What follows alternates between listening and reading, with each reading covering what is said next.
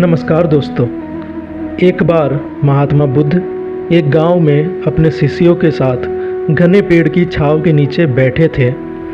आसपास के गांव के बहुत से लोग अपनी मानसिक परेशानियां लेकर महात्मा बुद्ध के पास आते। महात्मा बुद्ध उन सब की मानसिक परेशानियों का समाधान देते। सब लोग खुशी खुशी अपनी समस्याओं का समाधान पाकर वहां से लौट रहे थे। वहीं से कुछ दूर बैठा हुआ एक भिखारी खुद की किस्मत को कोसता हुआ बुद्ध के पास जाने वाले लोगों को देखकर ये सोचने लगा कि अभी कुछ देर पहले तो ये लोग दुखी मन से मुंह लटकाए उन महात्मा के पास गए थे और अब इतना खुश होकर कैसे वापस लौट रहे हैं। जरा मैं भी जाकर देखूं कि वो महात्मा ऐसा कौन सा खजाना बांट रहा है इन लोगों को, जो इनके चेहरे पर इतनी खुशी है।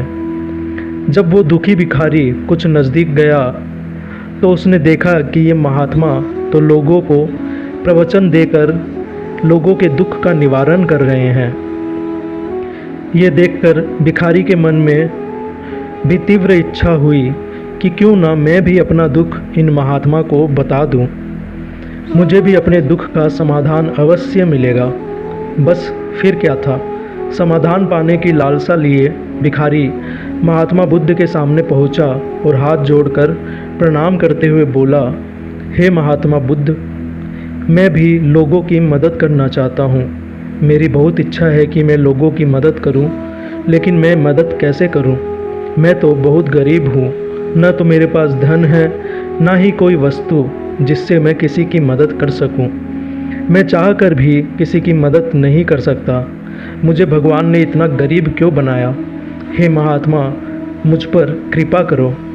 इतना बोलते हुए भिखारी रोने लगा।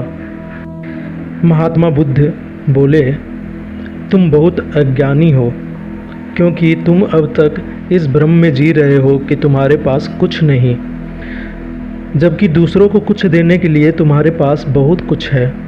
तुम बिना धन और वस्तु के भी दूसरों की मदद कर सकते हो। तुम्हारे पास जुबान है जिससे तुम मीठे शब्द बोलकर किसी के दुखी चेहरे पर मुस्कान ला सकते हो। इन्हीं शब्दों की ताकत से तुम किसी के भी टूटते हौसलों को फिर से मजबूत कर सकते हो।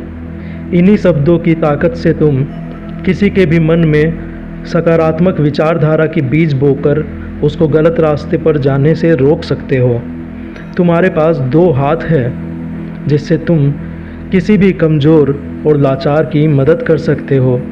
तुम्हारे पास 2 आँखें हैं जिससे तुम किसी अंधे को रास्ता दिखा सकते हो।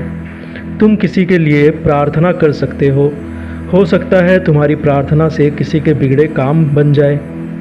तुम किसी के अच्छी सेहत की कामना कर सकते हो, लेकिन अज्ञानतावश तुम अब तक इस बात को समझ नहीं पाए और इस भ्रम में अब तक जीते रहे कि तुम्हारे पास मदद करने के लिए कुछ नहीं।